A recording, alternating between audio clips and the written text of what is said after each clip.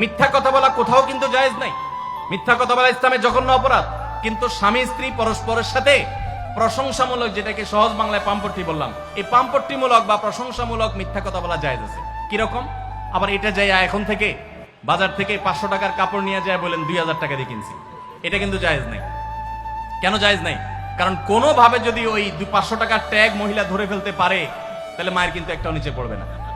বলবে মিথ্যুকের পুত মিথ্যুক, সারা জন্মে এই কাম করে আসছোস, তাহলে ওই রকম মিথ্যা কথা বলা যাবে না। আমার পরিচিত এক লোক আছে, সরকারি একজন কর্মকর্তা বড়, উনি বলেন যে মহিলাদেরকে বাজার করে খুশি করার মতো কঠিন কাজ আরেকটা খুব কম আছে। যারা সংসার করেন তারা জানেন। কারণ আমি একটা কথা প্রায় বলি, দুনিয়াতে বহু বুদ্ধিমান মানুষ আছে, বহু চালাক মানুষ আছে, কিন্তু একটাও চালাক বা বুদ্ধিমান স্বামী আছে বলে আমার মনে হয় না পৃথিবীতে।